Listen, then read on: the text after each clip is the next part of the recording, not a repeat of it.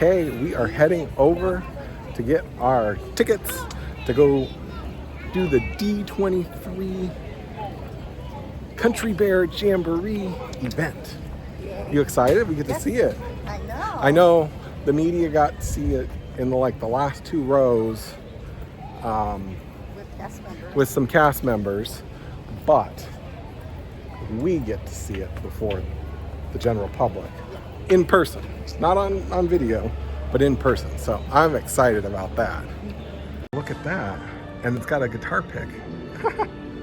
We got our stuff, got checked in. Now we're gonna go head over and yeah, go head over, meet our group. It's exciting. Okay, we are making our way back. This is exciting. Okay, look at that. The Country Bear Musical Jamboree. Excited we get to go in. Look at that. Look at this.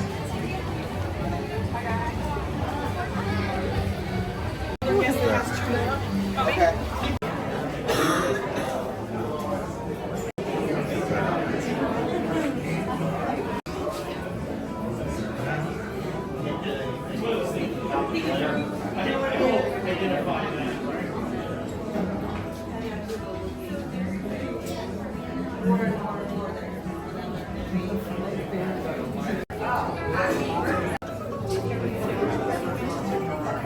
One more over there.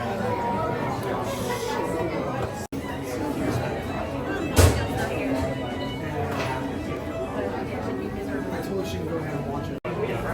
Yeah, it's a little different. I'm just going to have a piece of art. Right now we're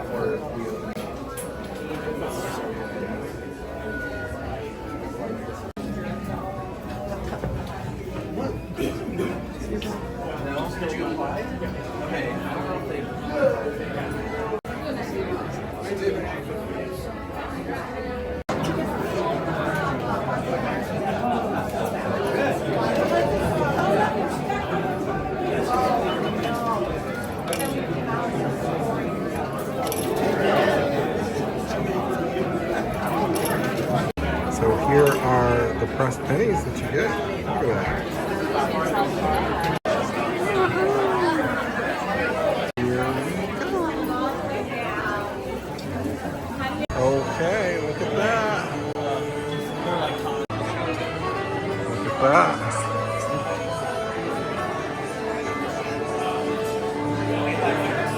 It is an honor to be here today to help introduce this show. Who here loves the one, the only, the original Country Bear Musical Jamboree? That's right.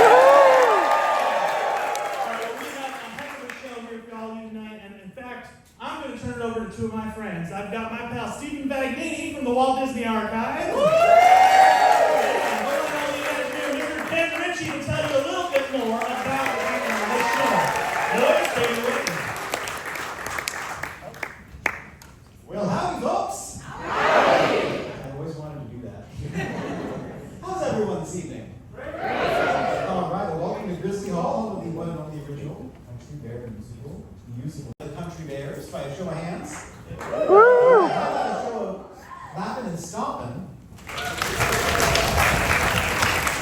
This is wonderful. Well, thank you so much. As Kevin mentioned, I'm Stephen from the Walt Disney Archives, and Ken Richie from Walt Disney Imagineering. Ken was actually my leader when I was with WDI for about 5 years or so. So I am so thrilled for you to hear from Ken directly as the producer of the spectacular show that you're all about to see. So thank you so much for being here. And Ken, why don't we start off a little bit by sharing your background with Disney and what brought you to be producer of this great show?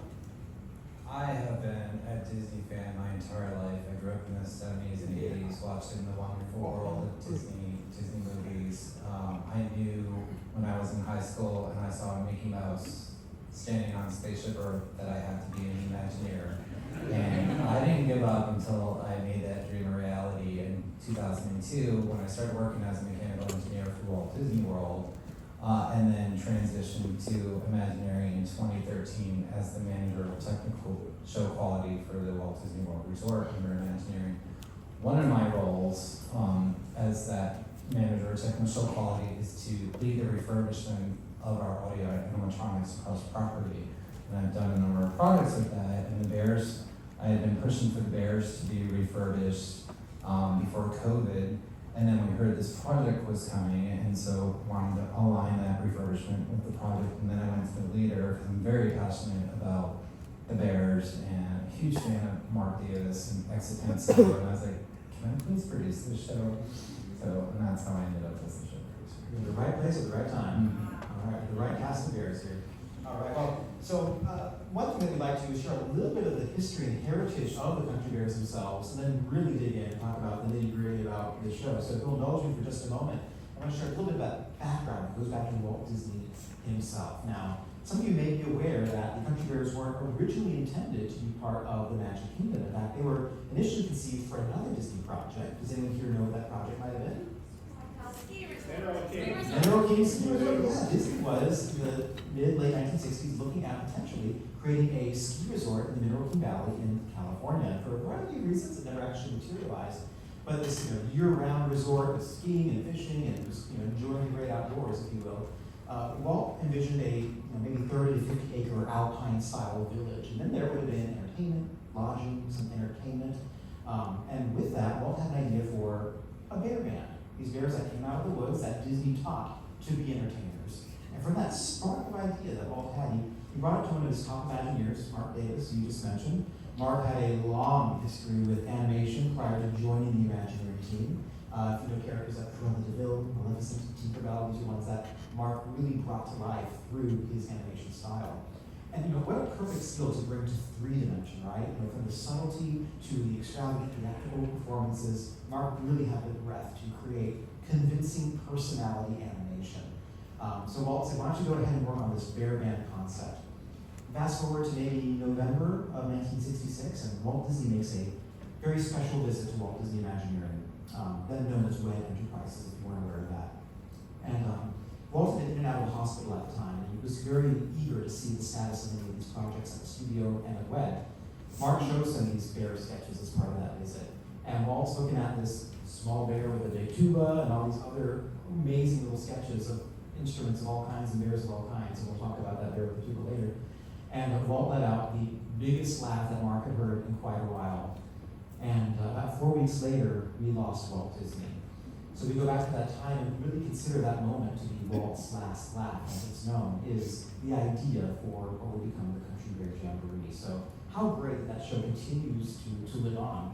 It was decided that Magic Kingdom here at Walt Disney World would be the best place for it, because as we mentioned, Mineral Kingdom did not move forward. But we were then looking at what can we do to bring some new attractions to this new park that we're working on for Florida, and what better place than Frontierland for these singing bears. And originally, it wasn't going to be a show inside Grizzly Hall here. It was actually going to be what was then known as the Bear Band Restaurant, an outdoor venue in which these waterfalls would act as curtains. And the curtains of water would open, you'd see a bear perform, they would close, that stage would rotate for the next act. For a variety of reasons, they brought that concept indoors. I wonder why. Bear conditioning.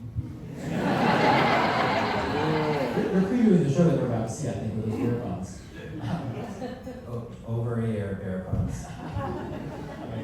So anyway, the Grizzly Hall concept then just realized with this beautiful Dorothea Redmond-inspired interior that we see here, we are an opening day attraction, October 1st, 1971, one of only 3 attractions in the park that was totally unique to the Magic Kingdom when we opened, the rest having sort of iterations that premiered at Disneyland. Does anyone know the other 2 attractions that were original to the park completely?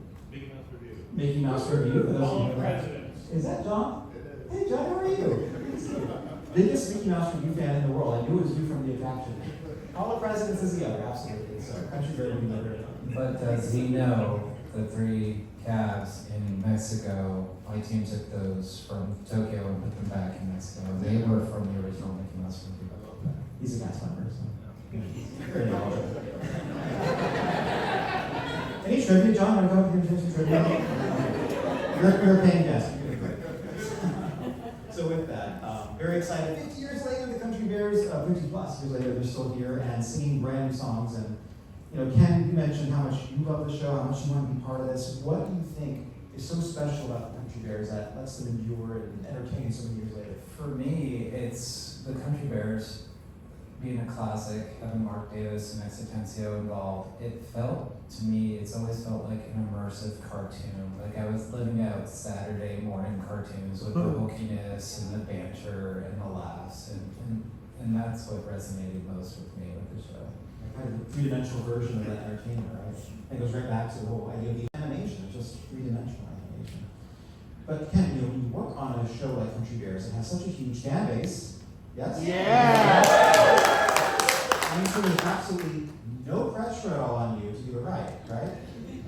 I felt Louisa. It was a lot of pressure, immense pressure. Tell us about it. What approach do you So we definitely wanted to stay true to the original creative intent that Mark had, and we wanted to stay true to the story arc, and we wanted a connection to the prior show, but we needed to resonate with a much larger audience. If the Bears are to continue on for 50 years, and I hope they do, we needed to fill this theater. And how do we do that? We want to resonate with an older generation, but we want to connect with the newer generation, and that was the goal, threading a needle with, you know, some new original songs, some authentic country songs, but with lyrics that connect to everyone, that remind them of their childhood with Disney growing up, that they in turn can bring in their children and connect with them, and then closing with an original song remastered. That was our goal. That's wonderful. Well, so with that, obviously so much love going into all the disciplines that have a role in this, right? You're talking, you know, is that a Disney song? So much work in terms of, obviously, animation for audio animatronics figures, in terms of audio, in terms of costume. There's so much need here. And yet your role is to make sure everyone was working in unison to deliver this on time, that the Bears were ready for their new act. So if you wouldn't mind, take us through what some of those kind of starring disciplines were when they brought the table. Well, it starts with a great show writer, and we had John Kozlowskis on this, who came from Hollywood and used to write for shows and movies, and he's now an Imagineer, and he's put a lot of dad jokes in here, and I think and we, you know, still the classic Bears and hokeyess, and then creative director Max Frederick came up with the original concepts, and then my job as a producer is to make that reality. So how do we do that? We bring in the best. Let's bring in Kevin Kidney and Jody Daly to do our concept design for our costumes, right? They're passionate about Disney. They've been involved with Disney, and they're great artists. And let's take those concepts and hand them over to Walt Disney World Costuming, but let's deliver those concepts as close as we can. And we spent weeks looking at materials and samples and colors, and these are some of the best audio animatronic costumes you'll see. I have so many favorites. Romeo, for sure. His shirt is inspired by Romeo today. And Henry's coat. I wish I had Henry's coat because it's just amazing. And so Henry's coat did start off as blue, and it changed to cream just because it didn't work quite well with the curtains behind him. But Kevin and Jody kind of went back and revised their art for us. And does anyone here know Kevin Kidney and Jody Daly, know of their work? Yeah! They are, if you don't know of them, you know their work. They have been amazing designers for Disney since, decades. I think Kevin worked on the original Fantastic for Disneyland. Yeah, the original Dragon. The original Dragon, yeah. Many of the parades and shows, both here in the US and Tokyo Disney Resort, they're two of the biggest Country Bear fans I know. And they have a merchandise line on Main Street, and they do a lot of work for Paris merchandise as well. So some other things we did was, I mentioned before, one of my main responsibilities is manager of technical show qualities, Refurbished audio animatronics. The Bears were completely stripped down and rebuilt, all new hoses, bushings, bearings, new fur, new skin. So they've been completely refurbished. They're still hydraulic, but their control system was also updated to a modern control system. And what that does for them, through compliance, is allows them to be more fluid. So they're what's considered A1 audio animatronics. Now they're more of an A1, A100 audio animatronic hybrid. And if you don't know, the first A100 was the Wicked Witch in Great Movie Ride. She was the first one to have compliance. What compliance does is a typical A1 will just move their arm and look robotic. But compliance allows them to move more like a human through sensors. So if I move my arm, you see my torso moves. That's what the figures do now. So they're much more fluid and dynamic, and we can get a lot more range of motion out of them and a lot more life, you know. And so that was amazing. All new show lighting, The carpet, the benches have been touched up. The entire venue has been painted. By the way, that's not paint, that's all gold leaf on the proscenium, and that was all redone during the downtime. We had over 100 people working in here, practically tripping over each other, but with scaffolding. The curtains are all new. I tell you, just even curtains are a challenge because they have to be flame retardant. And if you were at Paris before, the audio didn't sound great. Part of the reason why was that heavy velour curtain muffles the audio. So how do we fix that? So you notice the scallops are a little higher, but there's a secondary curtain balance in front of the speaker now that's acoustic rated that allows the audio to pass. And so that was the challenge. How do we find the right curtains? So there was a lot of work into detail. No stone was left unturned in this venue. Their eyes used to be stickers for the pupils. They're now new technology, and you can see that they glisten and add so much life to the figures just through the eyes and that warmth. The other thing we did is, I know there's people that love the clicking, but you didn't see it. You didn't see it today because the show was paused, but from the moment you walk in the door now, the heads greet you. They start cracking jokes. They tell you to move in. I think Melvin says, put your bare butt in the seat, and Max is like, no. So the reason why we had to get rid of the clicking, and we did that for electric motors on their eyes and their eye blinks, is because without music, it's really too loud for you to hear their dialogue over the clicking. They also sing a lot more and engage a lot more in the show, and you'll see that later on. Going back to the animation of these figures, I think they look fantastic. They have wonderful performances that everyone's going to get to see. And with that, I want to quickly touch on one of the great Imagineers who I consider truly legendary, who was one of the lead animators on this. And his name is Doug Griffith. And Ken, you were mentioning how he started back in the Epcot era. He animated some of my favorite attractions, Journey to Imagination, American Adventure, Horizons, Kitchen Cabaret.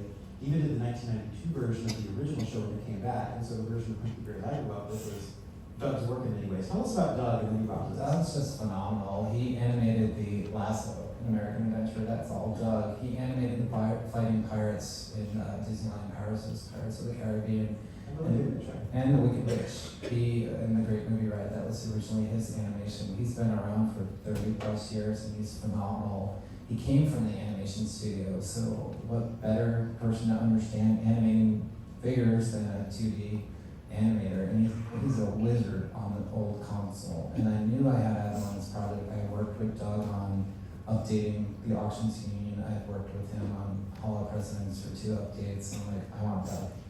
If this show is going to be the best, then I want Doug. And you'll see, just especially Ernest, the dude, you'll just see all these nuances in his eyes and his ears that just add so much character. Again, bringing that cartoon to life in the real world. And he's just phenomenal. And coincidentally, this is his last show, and he's going out on a great note because he is retiring at the end of this month. And for me, it's a loss because I really look up to Doug and appreciate how he animates figures. Oh, yes, you're a really good performance thanks to Doug and all these teams that you mentioned. It's amazing disciplines that work here.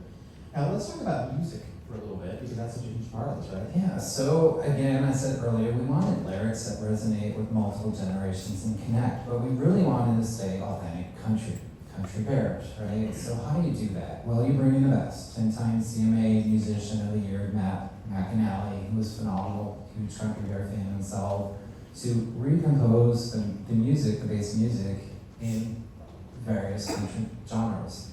And I tell you, I love some of these songs better than the originals. So, and I've been listening to them in the car, Disney nerd. Don't tell them that. And one of the other things, and then you bring in talent to sing those songs, like Emily Ann Roberts for Trixie. When we were looking at Trixie, we were like, she needs to be twangy, have that southern draw. So, my favorite quote from Emily, she said, is she's like, I'm as country as cornbread. And I'm like, she's Trixie. And then, Chris Bealey, who's a world-renowned mandolin player, was perfect for Wendell, and Allison Russell, Grammy Award-winning Canadian folk artist, was perfect for Teddy. So Mac does Shaker as well. Let's talk about the song choices too. The songs they weren't chosen at random. They were all picked for a reason because they work with the character. And so Trixie, for 50 years, she's been a failure. Now she's finally found what she's good at 50 years later. So Try Everything is her redemption song, you know? So for Teddy Bear, it was very clear from way up there that Whole New World worked for Teddy Bear, right? And mandolin kind of fit with that. Sammy and Henry have been pals going back 50 years, so what better song than You've Got a Friend in Me, because that's true.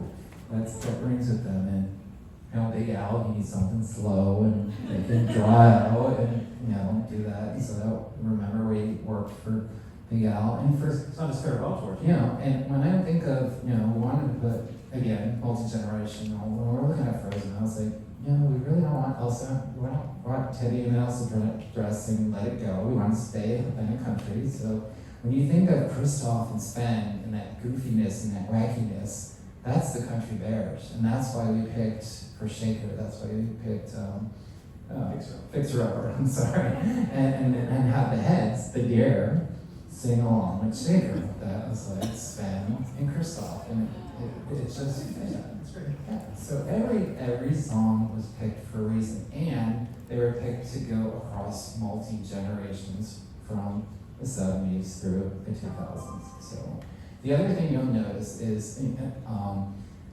this goes back to Mark Davis. He said when you're doing songs for the Bears, you want them to be short and quick. You do not want the guests to focus on the Bears for long, because the longer you focus on the bear, the longer that illusion of life fades away, because they are just animatronics. So that's why some of the songs seem short, but that again goes back to Mark Davis. Keep it quick, get those jokes out, and then move on to the next act. Yeah, wow. Well, with that, you know, as you're talking about these song choices and the musical artists, you know, from Nashville, from across the country, I was thinking back to really the original development of the first Country Bear Jamboree, because there's so many parallels. You know, George Bruns, you know, Disney legend, musical director of the show, you know, did Sleeping Beauty and The Enchanted Tiki Room, and obviously the original Country Bear Jamboree. But not just the Disney studio talent, but they went to Nashville and they engaged a group called the Stonemans. Does anyone here know the Stoneman family? You love them? They were a multi-generational family, the longest playing country family in Nashville. And they actually did many of the recordings over there in Tennessee. They had many of the Stoneman family members voice some of the Bears. And so the fact that, you know, you went out there, you carefully selected these amazing singers, you know, you went to those recording sessions yourself and got to really bring that culture to life. And many decades later, you know, fresh, but also harkens back to the DNA of the original show. So with that, I was talking with you backstage, Ken, before the first show, and I told you a piece of information that I think you got pretty excited about when you heard it. You know, as archivists, we're always thrilled to find a piece of information that we had never seen before, that we never heard before. And that was certainly the case when we worked with our friends at the Disney Music Legacy Library, who maintain the musical history in many respects of our films, our TV shows, our park attractions, and we're doing research on the Country Bear Jamboree. So they rolled out the Country Bear Jamboree file. And I don't know, is Kevin over here somewhere? Is Kevin in the audience? Oh, hey Kevin, you're over there. How's it going? Just hanging around. I think I see a parallel here. Yeah. So I was talking about the Disney Music Legacy Library, Gina Cadiente's group over in Burbank. Amazing partners. Right. And why don't you tell the audience the kind of amazing thing that you noticed about how long it took to kind of get that original song list together? We got this amazing file. We start looking through it and we go, oh my gosh, how long did it take them to clear all of this music and store up all the rights, reach out to all the original performers? I think it was like, what, Steve, 14 months? Yeah, 14 plus months. 14 actually. plus months to get all that music for the first show ready to go. Yeah, that was amazing. Fascinating. Thank you, Kevin. You're welcome. I'll see Appreciate you it. later. See you later. Big round of applause for Kevin. The thing that he found really amazing, Ken, was what we kind of like gasped at, really, was the very first note in the Country Bear file, going back to November 11th, 1968, was the date of that note. It was from a gentleman who was head of the music department, sent it over to the head of the audio animatronics programming team, Bob Jackins, Neil Gallagher, those are their names. Amazing, amazing Disney talents. And the memo says, here are the arrangements in snare drum, bass drum, and xylophone for Bear Band for the songs Hi Ho and Bibbidi Bobbidi Boo. So long before we actually had our final song list of these country western melodies, we were kind of dabbling in songs from our Disney films. That was a consideration that Mark and all these teams were aware of. So amazing that 50 plus years later, that initial idea, that kernel manifests itself here, which I think is really exciting. So, you and me, you all of us. So, now, Ken, we talked a little bit about the theater and everything that went into here, but let's talk a little bit about the lobby, because there's some great displays. Can you tell us the significance of the different displays, what you have in them? Well, we wanted to start with we wanted to bring this show and the story out to the lobby, so we took a little page from the Tokyo Country Bear Jamboree and with prop cases, and each case has a different theme. Their travels around the world, their early years, their awards, and their, the making of the current show. Some of my favorites are Big Al's vest. If you look from far away, it looks like toward the world, but when you get up close, it's Paris, Texas, and he never left the States. And he's on his 11th farewell tour, probably soon to be number 12. But one of my favorites is, we went through Mark Davis' art through the archives and looked at a lot of his original work. There's more of his work hanging in the lobby now, and you can see some of his jazz band renditions of the Bears. There's an original of Oscar with his teddy bear, and that's what we used for his fur styling this time around. But my favorite is the Growly Award in the awards case. And that was based on a Mark Davis art of a bear with a tuba around him, and I'm like, we have to make this into an award. And it's absolutely my favorite, and I keep hinting at merchandise that I would buy one if they would make it. I haven't seen it yet. And that is one of the sketches, you believe, that Mark showed Walt on that day he visited, so that's very special. There's also a medal in there that has a bear with a honeycomb. Can you tell us a little bit about that one? Yeah, so in Walt's office, which is still out there in California for people to tour, if they're out there, he's got several coins from the Berlin or Berlin Film Festival, and we wanted to make our own music award for the Bears to tie back to those awards in Walt's office. So that's where that coin comes from. Another Walt Disney connection. So, that's wonderful. So with that, as we sort of prepare ourselves in just a couple moments to enjoy the brand new Country Bear Musical Jamboree, a couple kind of wrap-up questions, kind of fire round. Any favorite? DNA, the original show, we wanted to keep that. Lots of dad jokes galore. My favorite, because I live it every day, is during the fiddle scene with Ernest smoking, Melvin and Max make some jokes. He's not smoking. He's still smoking. Yeah. Melvin and Max make some jokes about he's on fire today. Yeah, he's really smoking. And Buff chimes in with, yeah, he's really burning through our fiddle budget. And he's like, I can't believe we have a fiddle budget. I'm like, I feel like that's my job. Okay, I have a question I didn't plan to ask you, but I know out of Imagineering, you cannot confirm or deny the existence of hidden Mickeys. However, if we were to see a hidden Mickey, is that something that, in theory, one could see? I can neither confirm or deny that, but I would definitely check back after Wednesday if you wanted to start looking. After the official opening of the show, we might find one. You're giving them a reason to know that? But I didn't say that. Okay. Off the record, just for D23 members. So. And then finally, so many great characters, so many great moments. Who is your favorite country bear? Henry. Once again, I want that coat. But Henry and I relate. This show's kind of like a mess, chaos, but it's hokey and it's funny. And I feel like that's what my world was for the past year, working on the project with over 100 people in here and scaffolding and tripping over each other and just having fun putting the show together. So I can relate to Henry. That's wonderful. Well, no better person to lead it. Thank you, Ken. Big round of applause for Ken. Let them see the show. All right, enjoy the show and have a wonderful evening afterwards. Take care. Looks like the game's just about ready. So now's the time we remind you there's no eating, drinking, or smoking allowed in the theater. And you can take all the photos and video you'd like. Just please, no flash photography or video lighting. We've already got Rufus on spotlight. Do we? Psst, Rufus, wake up! Oh! Here. Sorry. Okay, everybody. Now we're ready to start. Give us a little intro there, Gomer.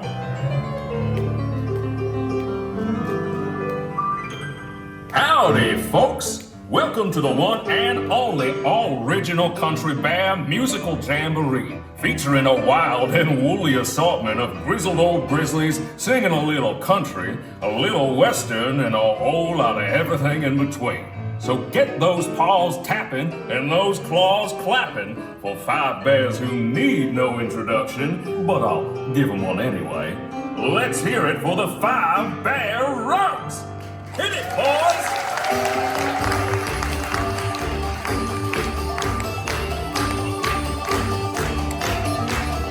It's our Country Bear Musical Jamboree. Knee slapping, toe tapping jubilee.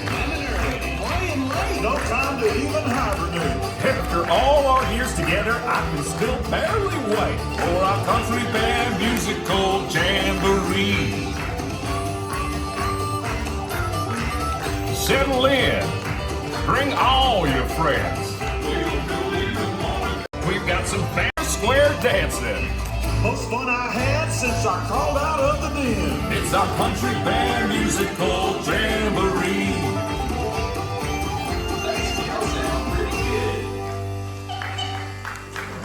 And now, sweeter than a hive full of honey, it's our very own Trixie and the talented trio, Bunny, Bubbles, and Beulah. Oh, or is it Beulah, Bunny, and Bubbles?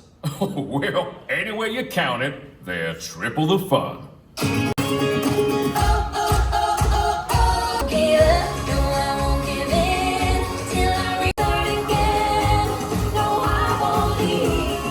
But you're dying to try, you wanna kiss the girl. Everybody now.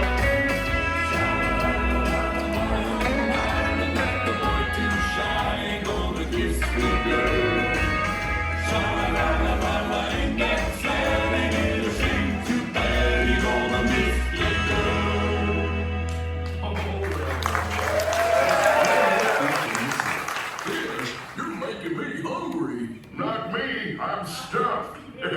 Okay. Our next performer used to play with the Mineral Kings, but he's here now. A furry firestorm of fiddling.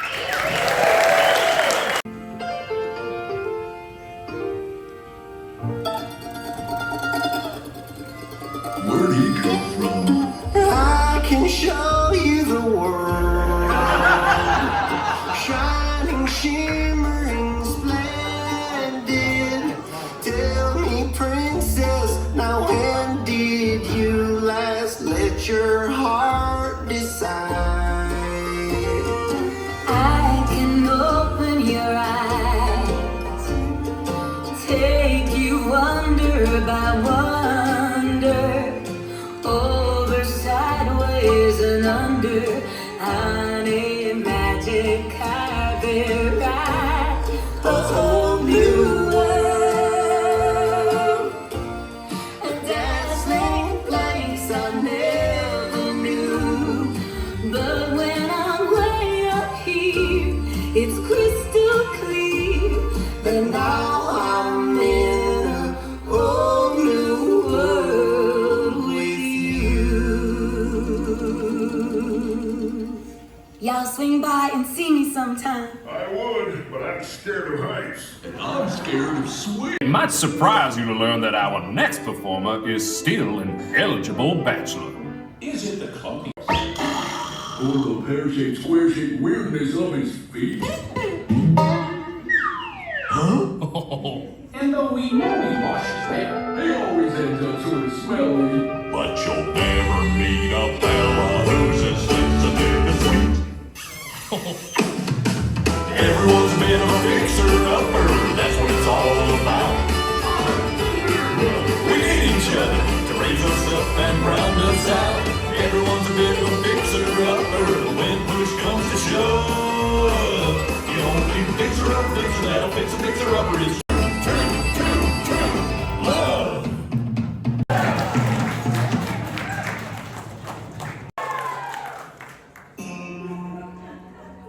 Remember me. Oh, I had to say goodbye. Remember me.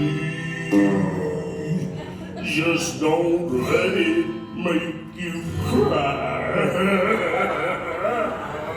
Too sad, I can't go on. Well, folks, I'd say that's a rendition we'll remember for a long time. Now, how about we do one of my favorites? You've got a friend in me. You got a friend in me. Hiya, Sammy. You've got problems. I got it too. There isn't anything I wouldn't do for you. We stick together, We can see it through, 'cause you got a friend in me. You've got a friend in me.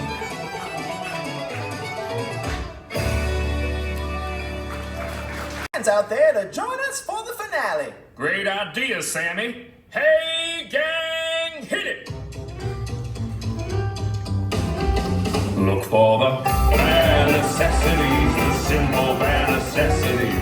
Forget about your worries and your strife. I mean the bare necessities, that's why I'm begging rhapsodies, just the bare necessities of life. Wherever I wander, wherever I roam, I couldn't be fonder of our big home. The bees are buzzing in the streets to make some honey just for me. When you look under the rocks and plants and take a glance at the fancy ants and maybe try a few, the bare necessities of life will come to you. They'll come to you.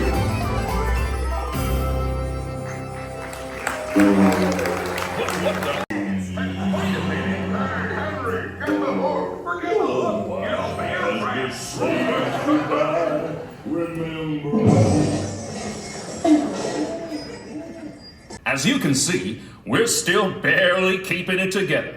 Now gather up all your bare necessities and exit out the doors on your right. What do you say, Sammy? I say, y'all come back, you hear? We